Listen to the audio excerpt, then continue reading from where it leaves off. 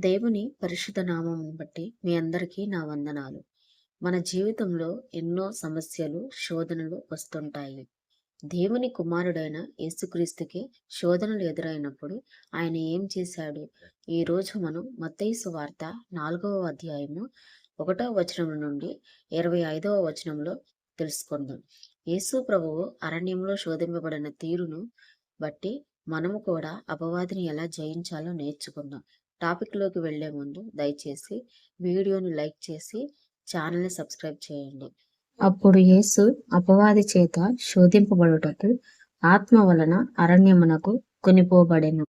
40 దినములు 40 రాత్రులు ఉపవాసముండిన పిమ్మట ఆయన ఆకలిగొనగా ఆ శోధకుడు ఆయన యొద్దకు వచ్చి, నీవు దేవుని కుమారుడివైతే ఈ రాళ్ళు రొట్టెలగునట్లు ఆజ్ఞాపించమనెను.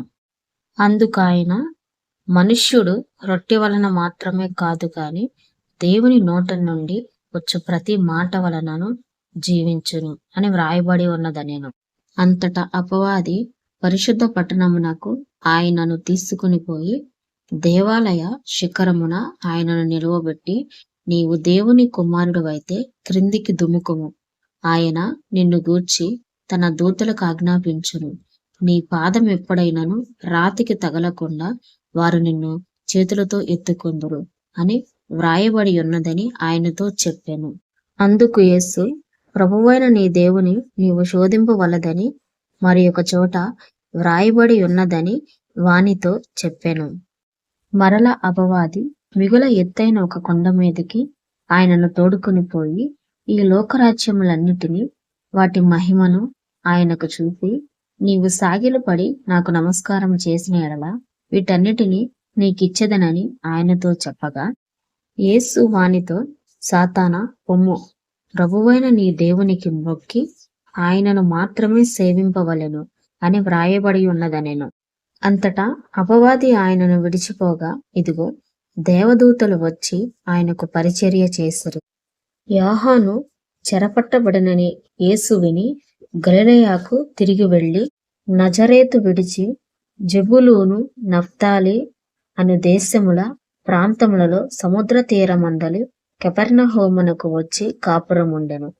జెబూలూను దేశమును, నఫ్తాలి దేశమును యొర్దానుకు ఆవలినున్న సముద్ర తీరమున అన్యజనులు నివసించు గలిలయ చీకటిలో కూర్చుని ఉన్న ప్రజలను గొప్ప వెలుగు చూచిరి. మరణ ప్రదేశములోను మరణ ఛాయలోను కూర్చుని ఉన్న వారికి వెలుగు ఉదయించెను అని ప్రవక్త అయిన యెషయా ద్వారా పలకబడినది నెరవేరినట్లు ఇలాగు జరిగెను.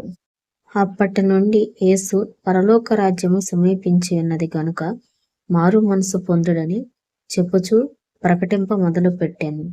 యేసు గలిలయ సముద్ర తీరమున నడుచుచుండగా పేతురు అనబడిన సీమోను, అతని సహోదరుడైన ఆంద్రయ అను 2 సహోదరులు సముద్రములో వలవేయుట చూచెను.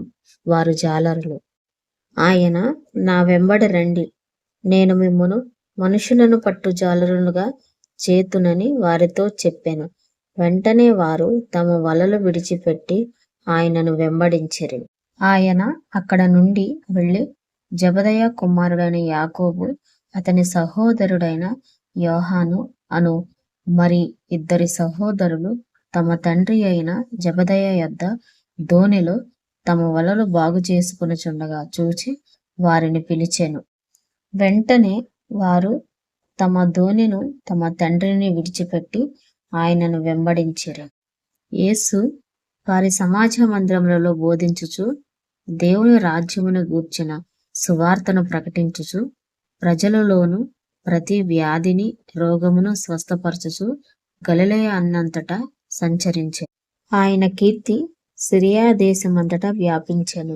నానా విధములైన రోగముల చేతను వేదనల చేతను పీడింపబడిన వ్యాధిగ్రస్తులందరినీ, దెయ్యము పట్టిన వారిని, చాంద్ర రోగులను, పక్షవాయువు గల వారిని వారు ఆయన యొద్దకు తీసుకుని రాగా ఆయన వారిని స్వస్థపరిచెను.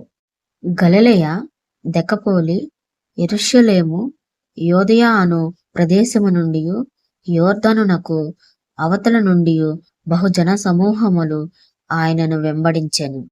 దేవుని మహాకృపను బట్టి మత్తయి సువార్త 4వ అధ్యాయము 1వ వచనం నుండి 25వ వచనం వరకు ధ్యానించుకోవడానికి దేవుడు కృప చూపి ఉన్నాడు. దేవుడు మనందరికీ తోడుగా ఉండునుగాక.